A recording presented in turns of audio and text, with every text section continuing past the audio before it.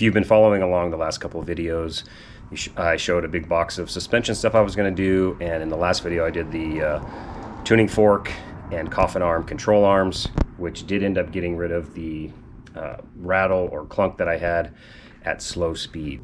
The other day I actually installed the driver's side tie rods, and I did do some filming, but I wanted to be a little more clear today when I did it. So I'm going to reshoot some of it, and I'll still use some of that footage. But let's start off as usual with what tools we're going to use to start. Adjustable wrench to hold the outer tie rod as you loosen it, a 21, a 19, an 18. For the two clips, you're going to need a screwdriver for this guy just to put in here and pop that open, and then you're going to need a pair of pliers for just to squeeze that and get it off. Socket, 18mm socket if you want to go that route for the outer. I actually used a pass-through socket, which is nice, an 18. I don't have a 19, so I couldn't do that when I'm putting it back on. My Motion Pro torque wrench adapter with an Allen key, and I don't remember, I think that might be a 5 or a 6 to tighten these little Allen bolts. Blue Loctite universal ball joint separator, and then a torque wrench. And this guy back here is a universal inner tie rod removal tool, and you'll need a 1 1/4, I guess they call that a flat wrench. I'm not sure what they call those, but the kit you can rent comes with all kinds of different choices. First thing I'm going to do is I'm going to loosen this guy up, and this is another one of those situations where it looks like you need a Torx bit and also a wrench to get the nut off, and then I'll use the universal ball joint separator and separate that guy. And then what we do is loosen this nut up, and then either mark it or figure out how many turns it takes to take this off, so that when we put it back on, we can at least get close and we don't do any damage when I take it to do an alignment. And then as you can see, it's pretty dark back there. I'll get a light. But we got to get our hands way back up in there, or some kind of tool to loosen that big nut on the inner tie rod. What I'm using for this ball joint is this little pass-through socket, but it's kind of a cool tool, so you can stick your Torx or Allen key through there for something like this.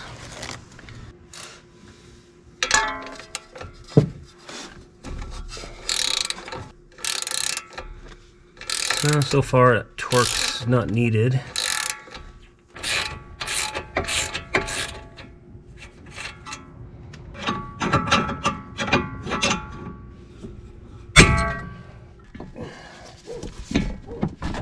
Okay, there we go. Jeez, that was kind of a sucker was on there.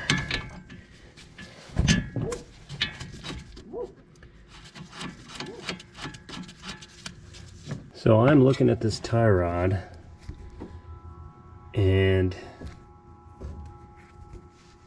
it feels totally fine. There's no play anywhere. This may have been, I mean, it looks old, but I think it's fine.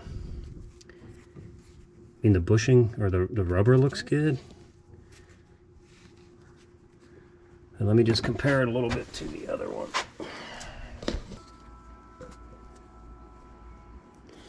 It's a little bit stiffer. I've been sitting here trying to figure out if I wanted to go through with changing the tie rods out, because they visually don't look that bad, and I don't really have a whole lot of, if any, movement, you know, rotating the tires side or pushing the tires back and forth, testing them.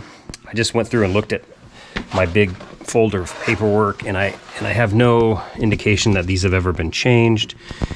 And looking at them, you know, they don't, like I said, all this stuff in here doesn't look too bad. The movement is actually decent. You know, it's fairly pitted and stuff, but I was looking down here and it does say TRW. I know TRW was the original manufacturer, and I don't know if the original part was labeled Porsche like the control arms were. So it is possible that these have been changed. I don't really know. But what I did do is I kind of moved this together with the inner. there's definitely like a little hitch right here when you move it. You know, I'm barely moving it back and forth, but it's not, you know, it's like it's kind of catching right there. When you move it in a global fashion like this, it's not bad, but when you go to move it back the other way, you can feel that little bit of not hesitation, but almost like a slight gap. And for those of you who are mechanics, and you probably think I'm, you know, sorry if this is obvious, but I'm figuring this out because I've never done this before. So what I did to kind of help me decide is I actually connected the new ones together, held this with a wrench, and then moved it like I was doing, connected. And there's absolutely no that feeling at all in the new one. I mean, it's super smooth and really nice. So I am going to go ahead and change these out. So we're going to get started with this finally. And again, I apologize for my silliness here. It definitely feels like something's wrong, and it may be the inner tie rod that's bad. So when I get it all out, maybe we'll be able to determine for sure. I'm going to count our turns here. Starting from there.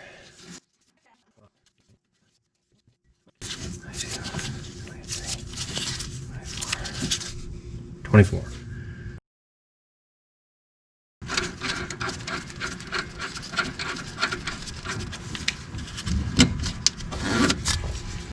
So because it's very difficult to see back there, I'll just show you what I did on this one. So essentially, you just slide the screwdriver in there and you just pop it, and it'll pop off here, and then it just pops down. There we go.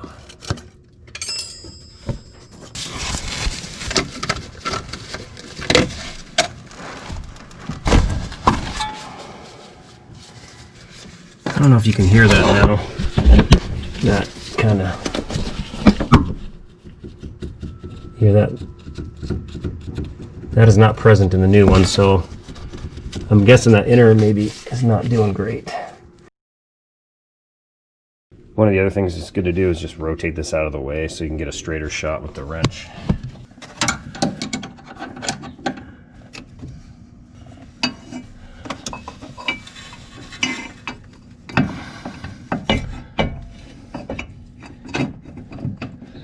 So basically you do that, you lock it out, and then you make sure it stays on the nut, and then you use your socket, 1/2 inch.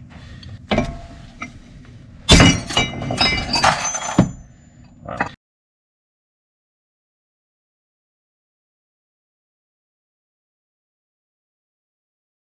All right, so now that we have this out, I don't know if you can see that little hitch I was talking about, but I can feel it right here. There's definitely some extra movement in that joint, especially right here. I think this one's probably bad or getting close to being bad. Or maybe it's supposed to feel like that, but the new one definitely doesn't feel that way. But there's definitely some side-to-side movement there. I wanted to give you a quick comparison. This, like I said when I took it out, this is not that bad, but compared to the new one, there's quite a bit more movement. And then on the new tie rod, get it going initially is pretty stiff, but there's no, I'm trying to do that little wobble thing that the new one that the old one does, and it doesn't. It's just super smooth. Whereas this guy here, you can see how the ball joint itself is moving. Once it's moving, it's pretty smooth, but you definitely have that play inside. And I don't know if, I'm not familiar enough with these to know, you know, what constitutes needing to be replaced. But you see how that moves there too when I hold the rod actually stiff. So anyway, it's a good thing they're changed out, I think. They probably would have lasted a little longer, but not gonna hurt anything. All right, so now the fun part. Getting this back in, getting the inner tie rod on is really not hard to do. I'm gonna put a little tiny bit of blue Loctite on here, and then we're going to install it. Really what becomes the pain is when you have to, you put the boot on, obviously not hard, but getting the clamp in the back here is tough because it's so tight, and getting this to actually clamp is a little bit challenging. And to tighten this and to torque it down properly, you use the same wrench, obviously just in reverse. You're going to be tightening it. We're going to take this 1 1/4 wrench. I put a little bit of thread lock, blue thread lock, where it attaches to the steering rack here. We'll slide this over onto the guy to line up on here and get everything tight.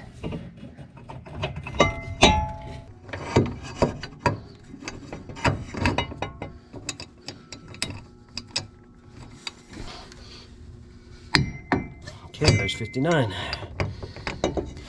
So now we got to get the boot slid up and over this. And they give you a little bit of silicone to go on the rubber part, and then also on the outside where the boot ends here, the outer part. But on the driver's side, I just put a tiny bit here to help the boot slide up and over.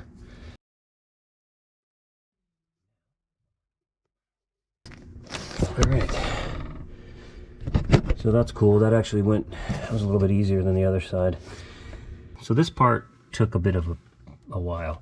This front little clip was no big deal, but getting the back clip on, man, that was not fun. And what I finally did was take this little panel off, same panel I took off on the last video, and then I was able to stick my hand up through here and actually slide underneath and see what was going on. Little change of plans. I am not going to use these new things. I just got some regular hose clamps. I don't know if this is a bad idea or not, but I'm not going to buy the wrench that does these. It's an offset clamping wrench. I cannot figure out any other way to get these to crimp. So I don't know. Again, this may be dumb, but I can reach this, I think, with a screwdriver from the underneath. So that's the route I'm going. Not suggesting that you should do this, but this is how I'm doing it. So there's the clamp in place. And again, this is just how I did it. I don't know that that's smart or not, but futzing with those other clamps is really a pain in the booty. So there you go. The inner tie rod is on. It's torqued to spec. Now let's put the outer on. So they give you these little packets of grease. As you can see, they say to put it, hopefully you can see that, put it on the outside of the boot here, and then along the tie rod there. Once you get your tie rod on there, don't forget your clamp on the boot, and we'll put a little bit of silicone there in a little bit. But get your locking nut on here. Don't forget it like I did both times. By the magic of video, I'm not going to make you watch that. So, and then my tie rod's going to go on, and I'm going to rotate it 24 times because that's what it took to get it off. And now we got the tie rod and 24 turns. 21, 22, 23, and 24. All right, the nut is supposed to be at 37 foot-pounds.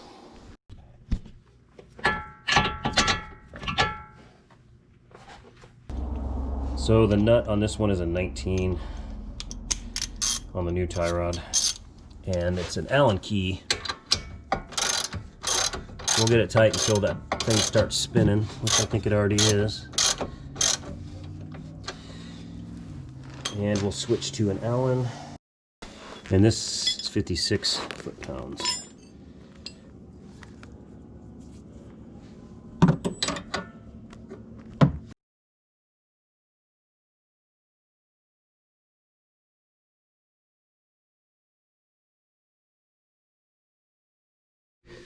Okay, so I jacked it up a little bit. I loosened and retightened that one, and then the one that's the ball joint that's on the control arm as well. Everything else is torqued up. I got my the grease on there, the silicone, the clamps are in place. So I'm gonna put the tire back on, and we're gonna snug that up and then start on the other side. So I got everything buttoned up on day 2, and I appreciate you guys hanging with me, switching back between left and right. Hopefully you couldn't tell too much. I tried to edit it so it'd be pretty seamless. But overall, this is really not a bad job. The hardest part for me initially on day one was messing around with those clips that are stock on the car, and then they give you clips in the kit to replace them with. I messed around with that clamp on the driver's side for a really long time, and then decided to finally take off that lower plastic panel, you know, the aero panel underneath the car. In my opinion, it just makes life way easier. And you know, switching to those standard hose clamps really made all the difference in the world. It makes it so much quicker. The only downside to it is I can see if, you know, you're an actual mechanic and you're working on tie rods, most likely you do not have to remove that lower panel and you can just do everything from the top. But with those hose clamps, there's really no way to tighten those unless you remove that lower panel. So that's one downside. But for me, you know, having to replace tie rods is not something that's going to happen very often, if I ever do again on this car, considering those may have been original. I doubt they were, but had been on there in a long time nonetheless. And as far as like changing out shocks and all that stuff, you just have to mess with the outers, so it's not too big of a deal. So again, the big advice is rent the universal ball joint remover, rent that tool or borrow the tool from your local O'Reilly's or AutoZone that does the inner tie rods, that big tube wrench. I don't know how you could do this job without that, and that just makes it way easier. I actually recorded, but I didn't really put a lot of it in here or any of it in here on how to use that Motion Pro attachment on the wrench. It's pretty straightforward. I may do that in a different video, but I received the little electronic leveling plastic piece that I was talking about in the last video. I installed that as well yesterday. I filmed it, but this video is kind of getting long, so I didn't want to put that in here, but it's very straightforward. I may just do a quick 2-minute video on that, so if you're interested in it, you could see it. But that's all in and working great. I went through and retorqued everything from the last video that I couldn't reach with my torque wrench using that little ProMotion tool. So everything should be good to go. At this point, I just need to get in alignment, and I'm hoping to do that. It's the weekend right now. I'm hoping to do that maybe on Monday or Tuesday. If not, I leave on the 20th for a few days, take my son back to school. So it's not a rush, but I like to get that done so I can try everything out and see how it feels. But as with all my other videos, if you all have any questions or comments or you need help, please use my email below, or you can leave a comment below. I'm really good about getting back to you. So I hope you enjoyed this, and I hope more than anything it's helpful if you're trying to do this job.